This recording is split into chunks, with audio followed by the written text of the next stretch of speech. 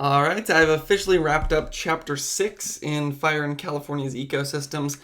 Chapter 6 was all about characterizing fire regimes, like what are the strategies that we use to figure out what the typical fire was within an area throughout time. Chapter 5 was more introducing the idea of fire regimes, like what is a fire regime? So it's based on 3 different characteristics: temporal, spatial, and magnitude. Within temporal, we have seasonality and fire return interval. And fire return interval, I would say, seems to be the biggest or most used characteristic of fire regimes. Maybe because it's the most important, but perhaps also just because a lot of the tools that we have to figure out fire regimes are able to figure out the fire return interval, whereas a lot of the other characteristics, it's pretty hard to figure out what happened as you go back in time when it comes to, let's say, fire line intensity. That's pretty hard to figure out what the fire line intensity in an area was hundreds of years ago. But jumping a little bit ahead of myself right there. So again, the 7 characteristics within temporal, spatial, and magnitude are going to be seasonality, fire return interval for temporal. For spatial, we have fire size and spatial complexity. And then for magnitude, we have, I already mentioned it, fire line intensity, fire severity, and fire type. So those are the 7 characteristics of fire regimes that Chapter 5 was talking about. Chapter 6, which I just finished today, was really getting into the question of, well, how do we know what happened throughout time? How do we go back in time to figure out what fire was like? Because that's likely what we're going to want to kind of practice in the present moment to try to have our management practices be in line with what fire was like in the past, because a lot of the plants that we have in the California ecosystem evolved with those fire regimes. It's not like fire is a disturbance to an otherwise perfect ecosystem. Fire is actually part of the ecosystem. And a lot of the plants that we have in California have not only learned to live with fire, but in some cases they actually depend on fire. And what's key about fire regimes is a lot of those plants depend on a certain kind of fire. So maybe a low intensity fire that comes every 10 years, or perhaps that kind of fire regime likes a high intensity fire that comes every 70 years. So in studying fire regimes, we're trying to figure out what fire was like in the past, so that we can understand almost kind of what the plants in the ecosystem like, if you want to put it that way. So then we know what kind of practices we should put in place today that'll actually be good for the ecosystem that we hope to help. So Chapter 6 went into some of the strategies that we use to look back in time. If you want to know everything about these, well, not everything, but if you want to go more in depth, you can watch some of my last videos or podcasts, however you're watching this. I'll just skim over the surface right now because I think I've talked about these enough. But the beginning of the chapter, it was talking about sedimentary charcoal and pollen. That allows you to look back in time, maybe a whole 21,000 years. Then we talked about dendrochronology. That's like tree rings with fire scars in it. Very good for figuring out the fire return interval, going back maybe hundreds of years in pine trees, maybe 3,000 years in giant sequoias. And then there's going to be more human methods, like looking at reports from way back in time, looking at timber industry papers that were talking about the different resources and what kind of fire might have been in the environment, all the way to things like Native American stories. That is a more oral tradition, or I've even heard some reports where we go through someone's old diary and we're able to figure out, or at least get some clues to what fire was like in the past.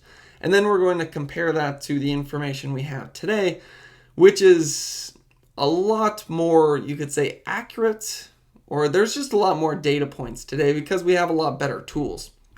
Instead of just trying to count back where the charcoal layers are in some core of a lake bed, we have satellite imagery, we have pretty high level fire mapping, both from satellite imagery and then also imagery from aircraft that fly over the fires. And with that, we're also able to figure out the spatial complexity, where there was high severity burning, low severity burning, maybe where you have some unburnt areas within that fire perimeter. So the information we have to work with nowadays is much better than what we have in the past. And a lot of the things that I mentioned that we used to go back in time, sedimentary, charcoal, and pollen, dendrochronology, articles, papers, diaries, those are imperfect.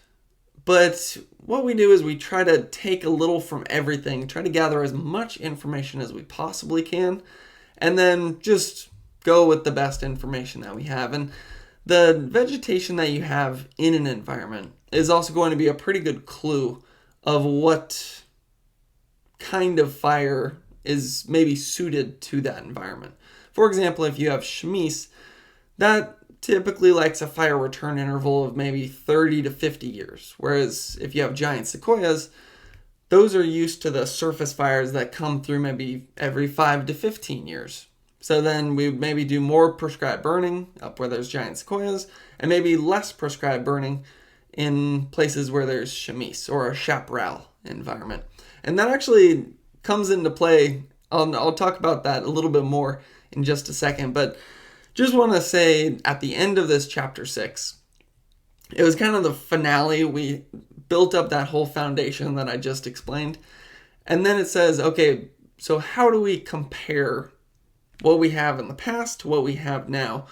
And it's basically just looking at the overall difference or the variation in fire regime. And there's a number of different ways to quantify that. I'm not going to go into all the different metrics that they use, but you can basically view it as this. Has there been low variation between what the fire regime is now compared to what it used to be? Is there moderate variation, or is there a lot of variation? And where there's a lot of variation, are there steps we can take to kind of bring it back to maybe the more natural environment? But I did think there was something pretty interesting at the end of this chapter 6 that kind of popped an idea into my head that I hadn't really thought of before. Throughout these videos, I've been talking about the fact that, okay, whatever the fire regime was in the past, and when I say in the past, I'm typically talking about pre-Euro-American settlement, because that's when the fire regimes really kind of started to get out of whack, because we had this whole view of fire as the enemy, complete fire suppression, and then that tilted the environment out of balance, led to a lot of fuel accumulations, which is a big part of the reason that we had such massive fires within this last decade. It's because there's so much fuel just built up over the last 100 years of fire suppression. So when I say in the past, I'm talking about typically pre-Euro-American settlement. But one interesting idea that this textbook put forward is there's not a static past. So when we're saying, oh, we need to get back to the way things were, well, things are constantly changing in California. Just like when you think about how the climate is constantly changing. It's definitely changing a bit faster right now, but there were times in California's history where we had maybe tropical plants, and there was times where the glaciers had moved all the way down, and then it was lots of ice out there. So I use those as extreme examples because when you think about that, your plants aren't going to be static in the past, and the plants are going to move as your temperatures change, as your precipitation patterns change. So when we say, oh, we want to return to the fire regime of the past, there is a bit of the question of, well, is that fire regime even still suited to the conditions that we have today? Has our climate changed so much that maybe it would be good if we had some kind of new fire regime and new vegetation moving in? So it's just an interesting concept of, is there some static time in the past that was the perfect ideal time that we want to get back to? Or do we view the environment as something that is constantly evolving and changing, and we let things kind of more naturally take their course? As with anything, there's probably the best way to go about it is probably somewhere in the middle there, understanding that things will change, but also trying to minimize the impact that humans have had. And the impact that we've had, I talked about this at the end of this chapter, is that in Northern California, it seems that there is a large variation in our current fire regimes compared to the past, kind of trending in the direction of longer fire return intervals. And then in Southern California, we actually have shorter fire return intervals. Obviously, that's going to be a pretty big generalization right there. But notice the characteristic that I'm talking about there is fire return interval, because that's the best piece of information that we have to look back in time, because that's really what the sedimentary pollen and charcoal is going to tell you about your fire return interval. That's in large part what the fire scars within your tree rings and dendrochronology is going to tell you. So that's the main thing that we're going to look at. There is still some possibility to look at what fire severity is doing, but our information that we have about fire severity is going to be much better right now compared to any information that we have to compare with in the past. But it is pretty interesting that it seems like in Northern California, most likely due to fire suppression, the fire return interval is getting longer compared to the past. So that what that means is that in the past, you were having more frequent fires that would clear out the fuels, and then you'd most likely have less extreme fires in the past because there was less fuel, or the fuel was getting cleared out more frequently. Whereas now, and you look at some of the fires that we have had in Northern California over this last decade, that's a perfect example of why understanding fire regimes is so important, and why it's also maybe important to take out some of that interference that humans have brought into the environment, and maybe we want to return to the way things were as best as we can. But again, there it's a generalization, me saying in Northern California, the fire return interval has gotten longer. As with anything, there's a lot of nuance out there, so maybe along the coast it's only changed a little, maybe up in the Sierra it's changed a lot. Each local environment is going to have its own specific changes. And then in Southern California, it seems like the fire return interval is getting smaller. Now, I have a few ideas for why that might be, but I'd imagine the biggest reason for that is just there's a lot of people. And about 80 to 90% of wildfires are started by humans. So it makes sense that if you have a lot of humans moving into Southern California, especially the Los Angeles area where we have the chaparral environment, where it's very dry. We get those Santa Ana wind events around this time of the year. But in the past, might not have been very many fires down there. It was only when you had big lightning storms coming in, and lightning along the coast usually isn't that frequent because you have the marine layer that leads to a very stable environment. I could probably talk a whole 20 minutes about that. But in the past, we probably didn't have very many fires going into the chaparral, so it would have been a very long fire return interval. And that's why a lot of the plants down there evolved for that kind of fire regime. But now we have a lot of people. They're throwing their cigarettes, they're dragging chains behind their cars, you name it. Maybe some of them are arsonists, and you have more fires popping up than we used to have. You could potentially view that as a good thing because that would clear out some of the fuel, but it's not the natural fire regime. So it's not what those plants are adapted for. So, for example, if you had fire popping up every 5 to 10 years in chamise, that wouldn't just lead to a healthier environment where some fuel's been cleared out. That would likely just wipe out the chamise because it's used to that fire return interval that is 30 to 50 years. And it just can't recover fast enough because that's just not what it evolved for. So I think that's a good way to wrap up chapter 6 because it's a perfect example about how there's not just one perfect answer for all of California. It's really going to depend on the local environment and the local fire regime that we hopefully can understand what things were like in the past, and we can hopefully kind of lessen our impact or the variation that we have created to what the fire regime is now compared to what it used to be. Now, the next question you might ask is, well, why is this important for the average person to know? Now, I think the big reason that I talked so much about fire regimes and I really dove into these last 2 chapters was because It was one of the biggest kind of light bulb moments for me, because in the past I always just thought prescribed burning, that's the answer, that's the solution to California's fire problem. And then I learned about fire regimes maybe 6 months ago, maybe a year ago, and it kind of shattered that perfect little solution that I had for California, because I realized that the solutions are going to be different depending on what environment you're talking about. For example, you probably don't want to be doing prescribed burning in Chemise every 5 to 10 years. That would be terrible. Whereas that is probably exactly what you want to be doing up where you have some giant sequoias. So that's a good thing to know as just an average person, that there isn't just going to be some easy one-off solution for all of California. It's going to be very localized.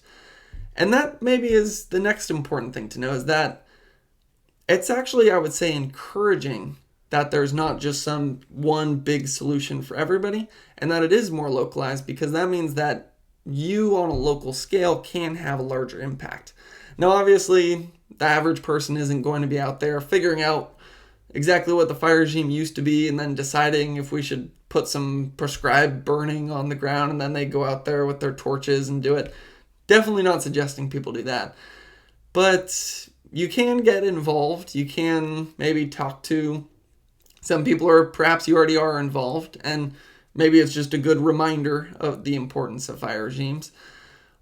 Or you can at least maybe not get in the way of the people who are on the ground doing these things. So, for example, we've been having some prescribed burns in Santa Cruz County over the last couple of weeks. And I'd imagine all the people doing the prescribed burns have studied the fire regimes. They know exactly how to put fire on the ground. They know what's going to be best for that environment. And I just trust that they know what they're doing. They're the professionals.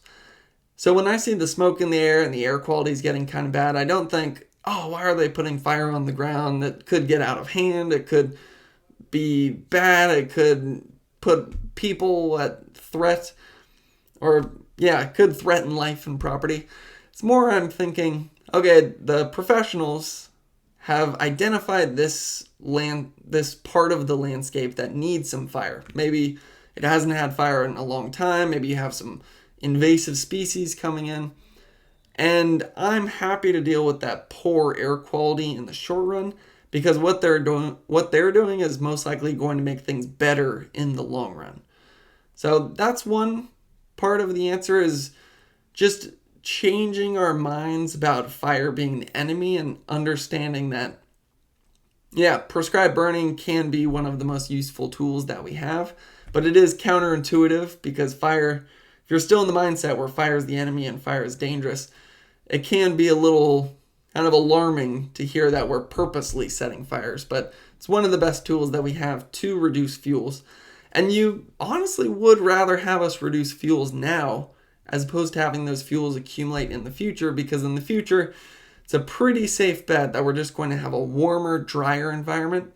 So any fuels that don't burn now are going to burn in the future, and when they do, it's going to be a lot more extreme than if we forecast the perfect day to put fire on the ground right now.